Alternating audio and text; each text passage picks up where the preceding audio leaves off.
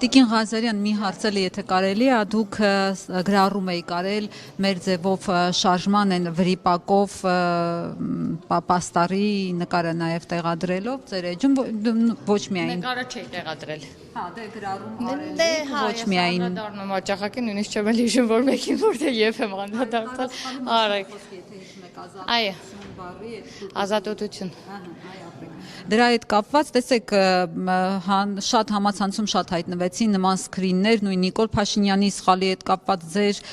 իշխող ուժի ներկայացուցիչների սեպտեմբեր եւ նման այլ վրիպակների եւ անգրագետ ուղղագրական սխալների հետ կապված։ Հիմա բանը չեք կարծում, որ այդ այն սխալը չէր, որ քաղաքական ուժի դեպքում կարելի էր այսպես աչքները մտցնել։ Դե մենակ այդ սխալը չի եղել, որ գրելուց հատկապես սխալ են անում, տեսեք խոսքի մեջ սխալ անելը երբեմն կարող է լեզվի սայթակում լինել, բոլորս էլ կարողանում ենք անել։ Տպագրական սխալները եւս ինչ որտեղ, երբ որ տպում ես համակարգչով կամ բան, լինում է, որ վրիպակներ լինում են տառերի, տեղերի, բոլորս հետ էլ կարող է պատահել։ Բայց երբ որ մի մեծ պաստառ է տպվում եւ այդ պաստառը դիմացները այսպես քայլում են, եկեք համաձայնեք, որ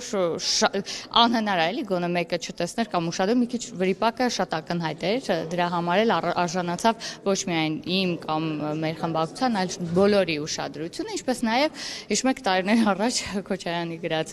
երիտասարդություն կարծեմ բառի մեջ էր մի 3 հատ սխալ, ինչը նույնպես նման բան բառ է։ Փաշինյանն էլ է արել։ Մի ստատուսը 10 անգամ եղել է փոխել է,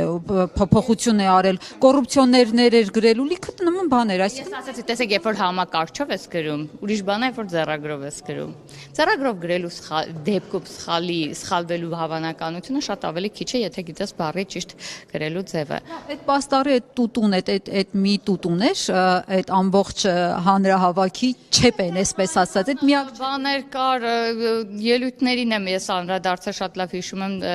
այսինքն ես չէի անդրադարձել, ընկերուհիս էր անդրադարձել, իրար հետ էինք քննարկել եւ տեղադրել, երբ որ միտքը ընդհանրապես կապ չուներ մեկը մյուսի հետ Նարեկ Կարապետյանի, որտեղից եկա, որտեղ գնաց, ես իմ այդ 8 հոգին էլ ընդեղ լրիվ կարքինից հաղորդումից հիշեցնում էր։ Թվերը, որ հրապարակվում էին,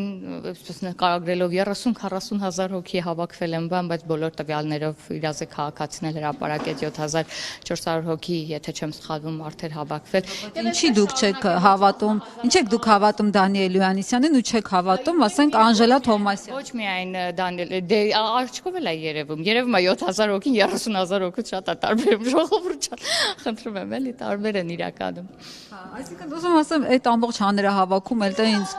խնդիր չգտա, բայց մտահոգվել եք այդ հանրահավաքից։ Չեմ մտահոգվել, բոցարձակ չեք տեսնում, այդ հանրահավաքից խոսալուց միայն ժպիտ է առաջանում իմ մոտ։ Դա մտահոգության ժպիտ չէ, ես ընդհանրապես մտահոգության կարիք, այսինքն մենք մտահոգության կարիք չունենք։ Իսկ չեք մտահոգվում, որ մարդը, որին հենց Նիկոլ Փաշինյանը Արցախի հրապարակում ասել էր բարերար, որը ներդրումներ է արել Արցախում եւ Հայաստանում, ողջունեք այդ մարդկանց, ծափեր տվել անունները, նույն Ռուբեն Վարդանյանի եւ Սամվել Կարապետյանի մասին է խոսքը, այսօր մեկը Բաքվի բանտում է, մյուսը հայաստանյան բանտերում է։ Դրա հետագայում իրենց գործողությունները ինչպես շարունակվեցին, տեսանք իրանք ինչի արդյունքում հայտնվեցին բանտում։ Ես ցավում եմ, որ օրինակ հայտարարությունների ժամանակը այսպես 3 րոպե է, որովհետեւ քաղաքական հայտարարությունները լավ հարթակ են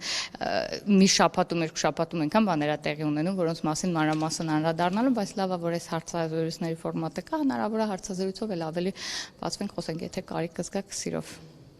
Այսինքն հետո ավելի լայն հարցազրույց նկատի ունեք, որ Հա, որպեսզի այսպես բան չլինի, էլի կարճ պատասխան չլինի։ Շատ շնորհակալ եմ։